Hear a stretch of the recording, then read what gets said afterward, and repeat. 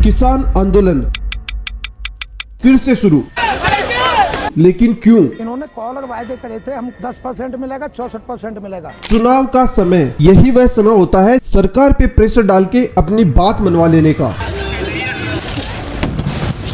लेकिन क्यों किसान बार बार आंदोलन कर देते हैं? क्यों ना उनकी बात मान के आंदोलन समाप्ति कर दिया जाए? आइए बताता हूँ इसका फाइनल डिसीजन क्या हो सकता है विद द गवर्नमेंट डाटा और कॉन्स्टिट्यूशन के हिसाब से। मेनली आंदोलन के 3 रीजन है। पहला, भूमि अधिग्रहण। किसानों का मानना है कि कुछ साल पहले सरकार ने उनकी भूमि जब्त कर ली थी और उनसे वादा किया गया कि या तो उनको रहने के लिए जमीन दी जाएगी या फिर उसका मुआवजा दिया जाएगा। पर क्या ये सब पॉसिबल है? आर्टिकल 31A ये कहता है कि सरकार किसी की भी भूमि अधिग्रहण कर सकती है, किसी योजना के लिए, किसी स्कीम के लिए। पर अब प्रॉब्लम क्या है? किसानों का कहना है कि 5% लोगों को ही उसका मुआवजा मिला है, बाकी लोगों को कुछ भी नहीं। आप लोगों ने आधे लोगों को दे चुके हो, तो हमारा राइट है कि हमें भी वो दिए जाए। दूसरी समस्या है MSP की, मिनिमम सपोर्ट प्राइस। अब ये क्या होता है? मान लीजिए आपने किसी साल फसल उगाई और आपकी वो फसल बाजार में नहीं बिकी, तो इस टाइम पे सरकार आपको यही बात की गारंटी देती है कि अगर किसी साल आपकी फसल नहीं बिकी तो हम न्यूनतम दामों में उसको खरीद लेंगे। और किसान भी खुशी खुशी इस बात से फसल उगा तो लेते हैं, लेकिन सरकार नहीं खरीदती।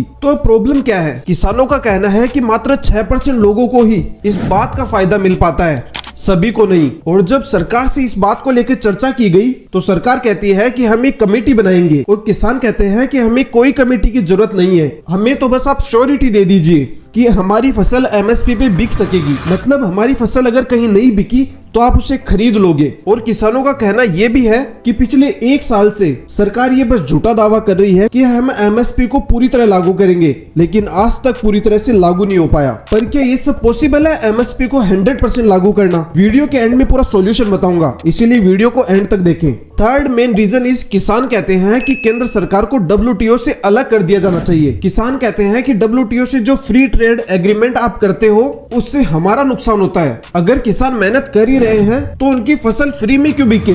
लेकिन आपका जानना यह भी जरूरी है कि फ्री ट्रेड एग्रीमेंट का फायदा बाकियों को ही नहीं, भारत को भी होता है। कैसे? टेरिफ और नॉन टेरिफ से छुटकारा पाकर। अब ये टेरिफ और नॉन टेरिफ क्या होता है बताता हूँ। मान लीजिए US से भारत को कुछ वस्तुएं एक्सपोर्ट करता है और अमेरिका चाहता है कि नहीं, मैं ये वस्तु एक्सपोर्ट नहीं करना चाहता, लेकिन WTO के रूल के हिसाब से उसे करना पड़ेगा। तो US से उस वस्तु पे रेस्ट्रिक्शन लगाने के लिए सीधे सीधे ना करने की बजाय उस वस्तु पे कुछ पैसे बढ़ा देता है ताकि भारत ना खरीद पाए, या फिर उसमें कुछ हेल्थ इश्यू या फिर कुछ बड़ी प्रॉब्लम दिखा के उस वस्तु पे प्रतिबंध लगा देता है ताकि भारत को एक्सपोर्ट ना हो पाए। अगर सरकार किसानों की बात मान के WTO से अलग हो भी जाती है तो इससे चंद लोगों को ही फायदा मिलेगा, भारत को नहीं। क्योंकि जितना फायदा WTO के फ्री ट्रेड एग्रीमेंट से बाकी देशों को होता है उतना ही भारत को भी होता है, क्योंकि भारत भी वस्तुएं, सेवाएं ये सब इंपोर्ट करती है। अब बात करते हैं मेन ओपिनियन की या फिर फाइनल सॉल्यूशन की। हमारे संविधान का अनुच्छेद 31A ये कहता है कि सरकार किसी योजना को इम्प्लीमेंट करने के लिए या फिर किसी स्कीम को लागू करने के लिए जनता की भूमि का अधिग्रहण कर सकती है, और बदले में आपको उसके लिए क्या मिलेगा ये सरकार खुद डिसाइड करती है। बट ये सब गलत होगा कि आप किसी के रहने की जगह ही जब्त कर लो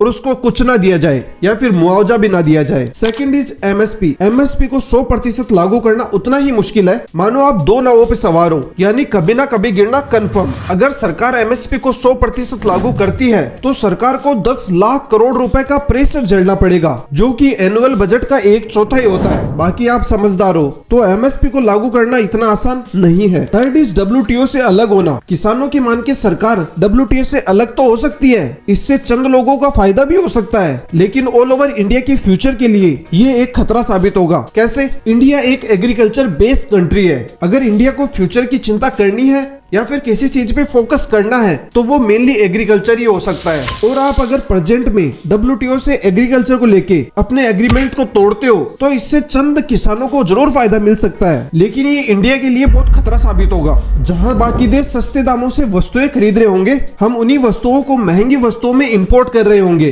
तो लॉन्ग टर्म तो नुकसान पक्का। बाकी आपकी क्या राय है कमेंट सेक्शन में जरूर बताएं। धन्यवाद।